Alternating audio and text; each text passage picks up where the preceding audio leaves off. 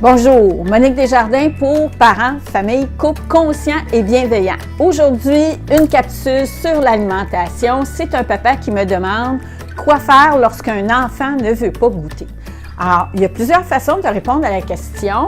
On peut répondre avec des trucs, sauf qu'il faut savoir que les trucs, c'est très éphémère, ça ne dure pas et c'est très souvent, ce n'est pas très efficace. Tandis que la méthode longue, c'est une méthode qui est beaucoup plus durable. Alors, c'est sûr que la vidéo va être un petit peu plus longue, sauf que vous allez comprendre comment est-ce que ça fonctionne. Alors, on va débuter par mon enfant a des besoins. D'accord? Mais le premier besoin, qui est le plus important, se trouve avec le besoin de sécurité. Si mon enfant, son besoin de sécurité est comblé, il va manifester un comportement d'assurance, de confiance. Alors, c'est ça, son besoin est satisfait, tandis que si son besoin n'est pas comblé, son besoin de sécurité, il va manifester des comportements qui vont, où est-ce qu'à la base, il y a de l'anxiété. Alors, ça peut être un enfant qui se ronge les ongles, un enfant qui se tourne la couette, qui mange la manche de son chandail. Ça peut être un enfant qui se réveille fréquemment, qui pose beaucoup de questions, qui est fréquemment préoccupé, qui est toujours autour de nous ou sinon qui nous évite. Alors, il peut y avoir différentes manifestations. D'accord? Le besoin de sécurité, c'est un besoin qui se nourrit même quand la maman est enceinte. Et par la suite, à partir de la naissance, c'est avec le lien d'attachement. Donc, plus on répond rapidement et efficacement aux pleurs de l'enfant avec chaleur, tendresse, amour, attention, tout ça, bien plus son besoin va se nourrir. Ensuite, ce qu'il faut comprendre, c'est qu'on est constamment en communication. Alors ça, c'est moi avec mes besoins et nous sommes en miroir. En miroir, ce qui veut dire que si moi, mon besoin de sécurité n'est pas comblé, bien, je vais avoir beaucoup de difficultés à combler celui de mon enfant. Attention, ici, on ne se tape pas sur la tête. Parce qu'on est capable de faire différemment. Alors, l'enfant n'est jamais seul. Hein? Très souvent, on entend les parents, je ne sais plus quoi faire, qu'est-ce que je vais faire avec lui, etc. Mais il faut comprendre qu'un enfant, c'est toujours des boucles de cause à effet circulaires. Alors, moi, je fais quelque chose, je fais réagir mon enfant qui, lui, va faire quelque chose et qui va me faire réagir. Ensuite de ça, ce qu'il faut comprendre, c'est que plus mes besoins sont comblés, plus je vais avoir de patience et de tolérance. Moins mes besoins sont comblés, plus je vais être fatiguée, plus je vais être stressée, moins je suis tolérante et plus je vais vivre de l'incohérence et un manque de constance au niveau de mes émotions, puis au niveau du cadre. Alors, il y a au niveau du cadre, du système familial, vous avez l'autoritarisme et vous avez le laxisme. L'autoritarisme, ce sont des parents qui sont très rigides et qui ont beaucoup d'exigences, beaucoup de règles, puis l'enfant se voit imposer, dominer, il n'est pas considéré, très souvent on lui manque de respect et l'enfant doit se soumettre, puis sinon il va se rebeller. Tandis qu'ici, le laxisme, l'enfant, il n'y a pas de règles, il n'y a pas de cadre, alors il est comme perdu dans une masse informe, un petit peu comme du jello. Et c'est très insécurisant pour lui. Donc, ça va créer des enfants anxieux. Alors, ici, il y a beaucoup de chaos. Puis ici, il y a beaucoup de rigidité. En arrière de ces deux systèmes, c'est de l'anxiété et de la peur. Alors, quand on est très anxieux, on contrôle beaucoup. Ou sinon, on vit beaucoup de chaos émotionnel. On est beaucoup dans les émotions. Alors, il n'y a pas de cadre. Puis, l'enfant va réagir aussi par autoritarisme. Donc, il va devenir le chef, puis c'est lui qui va décider. D'accord? S'il n'y a pas suffisamment de cadre. Alors, ici, au niveau alimentaire, bien, ça peut être qu'il n'y a pas de routine, c'est l'enfant qui décide qu'est-ce qu'il va manger. Voyez-vous, tandis qu'ici, bien, à la table, il y a une multitude de règles, puis on doit parler quand c'est le temps, manger quand c'est le temps, manger qu'est-ce qu'il y a là, etc. Alors, nous, qu'est-ce qu'on veut développer? C'est un cadre souple et structuré. Parce que plus nous allons structurer notre enfant, plus il va développer une structure au niveau de ses émotions, puis il va développer une structure au niveau de ses pensées. Ensuite, ce qu'il faut savoir, c'est qu'il y a 4 phases de développement très importantes chez les enfants. La première, c'est exister. Alors, je suis, hein? J'existe.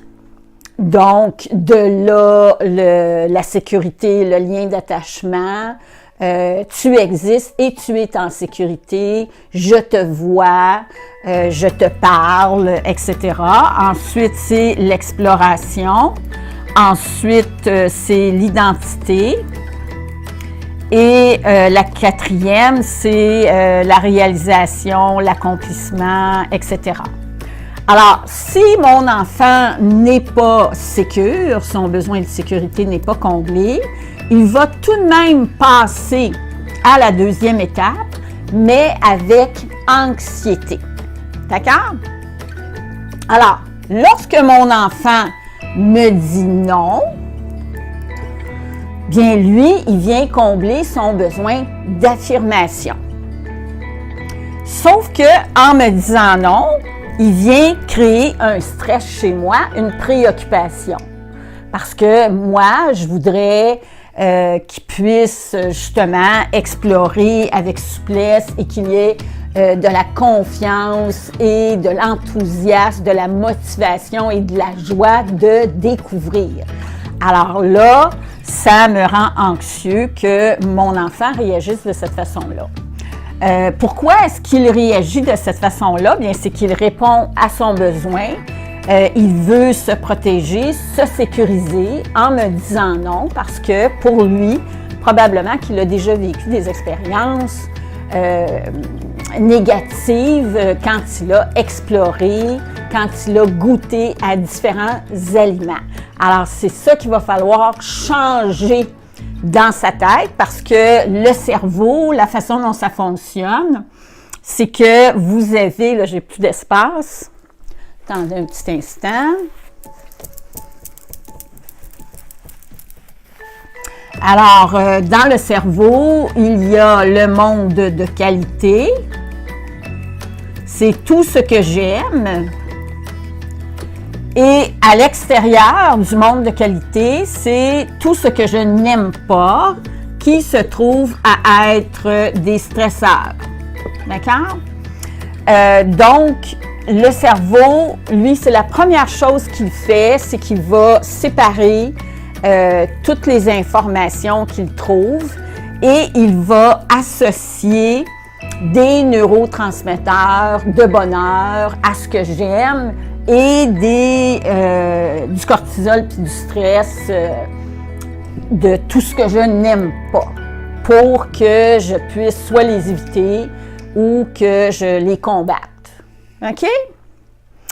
Donc, il y a déjà des associations au niveau de l'exploration des nouveaux aliments. Alors là, qu'est-ce que je vais devoir faire? C'est modifier ça dans sa tête. Puis ça va être la méthode des petits pas. Alors, la méthode des petits pas, l'escalier, avec des différents objectifs. Mais avant de commencer, je dois arriver à la neutralité émotionnelle. Parce que si je suis stressée, -1, -2, -3, -4, plus mon intensité émotionnelle, je peux aller jusqu'au dédain, là, où est-ce que j'ai mal au cœur, j'ai mal au ventre. Alors, ça peut être peut-être un petit peu. Je me sens pas bien quand je m'assois à la table. J'ai un petit stress. J'ai un petit malaise, je suis inconfortable. Mais ça peut être aussi là, que je me sens tellement oppressée, puis c'est tellement plate pendant le repas, la dynamique, les conversations, il y a beaucoup de chicanes, beaucoup de cris, beaucoup de pleurs, tout ça, puis c'est pas bon qu'est-ce que je mange. Je trouve que moi, c'est pas bon qu'est-ce que je mange, mais peut-être que j'ai beaucoup d'aversion, OK? Alors là, il va falloir que j'amène mon enfant à 0 et que moi aussi, je m'amène à 0. Parce que si je ne suis pas zen, la neutralité, c'est zen, être calme, être serein, tu sais, un petit contentement, là, je suis confortable lorsque je commence un repas avec ma famille. Parce que si je suis pas là, ben là, je vais m'en aller soit que je vais commencer à dire fais ci, fais ci, fais ça, ou sinon, je vais me désengager complètement du repas, puis je vais laisser faire. D'accord? Alors, on veut être dans l'acceptation, l'accueil de ce qui est là. Donc, mon enfant plisse le nez, il vit beaucoup de frustration, tout ça. Bien, il faut que moi, je me dise, c'est correct, je me tape sur l'épaule. J'accepte la situation qui est présente. Pour le moment, il n'y a pas d'urgence. J'ai encore plusieurs années pour qu'il puisse développer le goût et le plaisir de goûter à différentes choses. Et donc, j'enlève l'urgence, puis je vais accomplir des choses. Je vais mettre en branle des actions au fur et à mesure qui vont nous aider à passer des moments agréables. D'accord?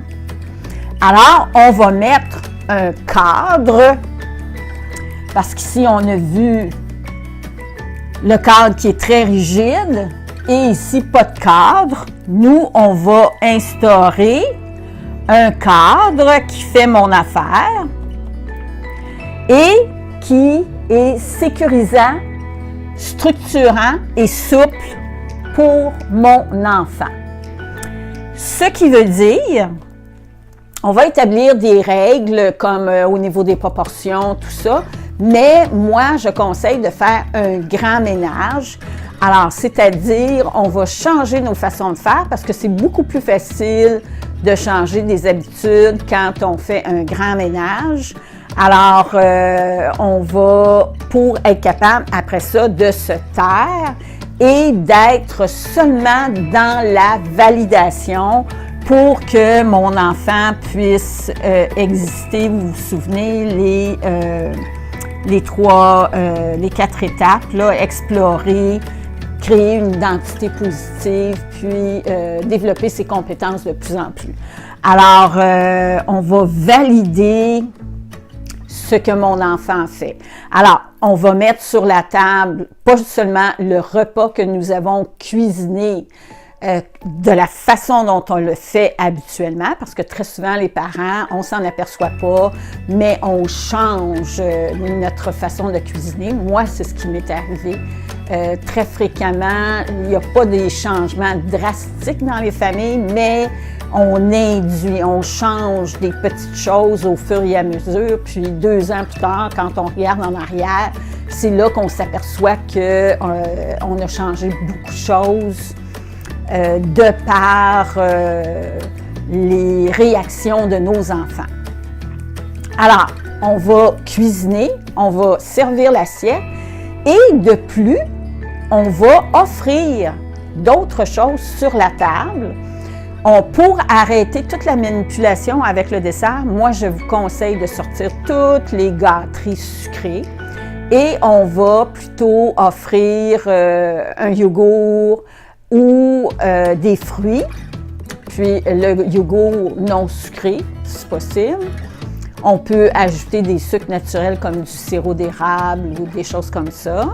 Mais moi, je pense que c'est bien, au moment des repas, de n'avoir que des fruits. Ensuite de ça, on offre des crudités parce que très souvent, les légumes, les enfants préfèrent les légumes crus que cuits.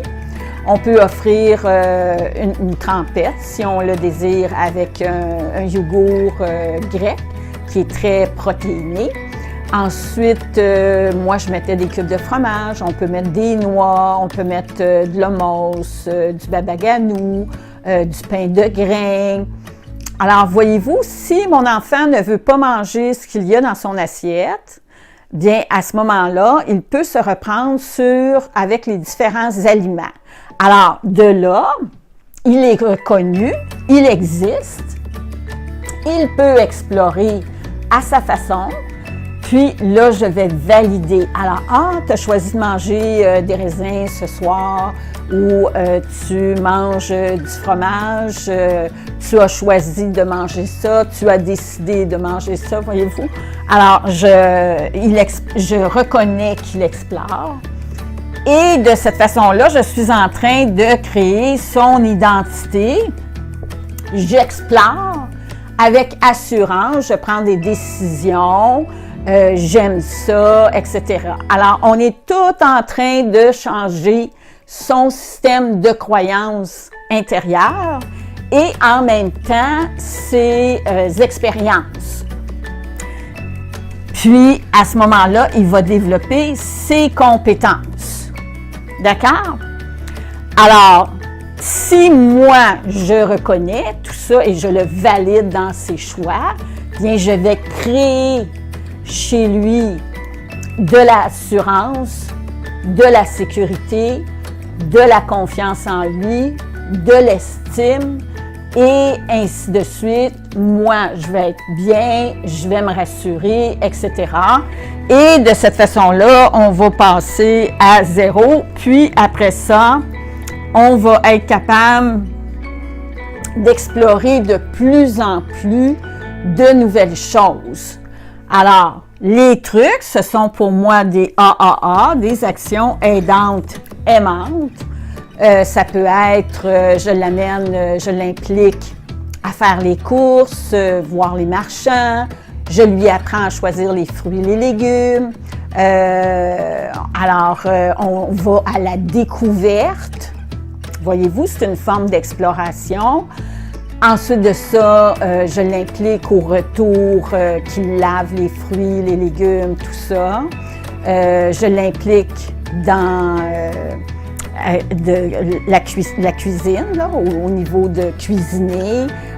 Pour un petit, juste de peser sur le bouton du mélangeur au moment du potage, bien, vous allez être certain qu'il va goûter. Ensuite, donc, de cuisiner ensemble. On vient sécréter de l'ocytocine, donc de la sécurité. Ensuite, je peux faire un potager si j'ai le temps. Sinon, ça peut être faire des pots de fines herbes que l'enfant peut prendre soin. Encore là, c'est super parce que je vais toujours venir valider positivement ce qu'il fait. Ensuite, ah oui, aussi, aller chez le marchand, puis on fait on achète des fruits ou des légumes qu'on ne connaît pas et on fait une dégustation. Aussi, au moment de repas, poser des questions. Est-ce que c'est dur? Est-ce que c'est mou? Est-ce que c'est croustillant? Qu'est-ce que ça sent? C'est quelle couleur? C'est quoi l'arôme? Voyez-vous? Alors, en plus d'apprendre du nouveau vocabulaire, l'enfant va s'exprimer, il prend part, il est valorisé dans tout ça.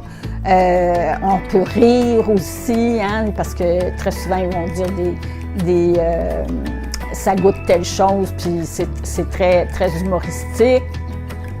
Alors, voyez-vous, on va vivre de plus en plus des moments agréables au moment des repas. Alors, c'est très important que quand je fais le grand ménage, après ça, au niveau de tout ce que je pouvais dire ou que je pouvais faire ressentir, on se tait, on se tape sur l'épaule, on se dit qu'on est bon, qu'on est capable et qu'on accepte ce qui se passe. Puis, de cette façon-là, on va pouvoir changer les choses. Aussi, il faut savoir qu'un enfant qui est rigide, on peut lui faire vivre de la souplesse, c'est-à-dire des activités pour qu'il puisse s'assouplir dans d'autres sphères et ça va influencer toutes les sphères, les différentes sphères de sa vie. Alors, si je fais du yoga avec lui, bien, il va s'assouplir mentalement, il va s'assouplir émotionnellement, pas juste au niveau physique. Ensuite de ça, ça peut être de l'amener dans différents lieux, pas toujours au même parc, parce que habituellement, les enfants qui sont rigides au niveau comportemental, ils vont l'être pas juste au niveau de l'alimentation, mais au niveau des vêtements, de l'habillement, des activités, etc. Et aussi, autre chose à savoir, si on fait une exception, il faut savoir que par la suite, ça va être compliqué et on va travailler plus fort pour remettre le cadre parce que l'exception pour les enfants devient la règle. Alors ça aussi, c'est quelque chose à savoir. C'est moins fatigant de ne pas faire d'exception. Je ne me souviens pas si je vous l'ai mentionné, j'ai différents articles sur le sujet. Je vais vous mettre les liens au-dessus de la vidéo parce qu'il y a beaucoup de choses que je ne vous ai pas mentionnées au niveau du cadre. Puis, dans les articles, c'est très bien mentionné. Notre enfant développe son autonomie au niveau alimentaire. C'est important de lui inculquer ces règles-là qu'il va garder pour le restant de ses jours. En espérant que cette capsule va vous aider à vivre des repas en famille plus agréables. Alors, n'oubliez pas, on ne se culpabilise pas, plutôt on s'auto-réconforte, on est bon, on se valorise, on reconnaît tout ce qu'on fait de bien. À la prochaine!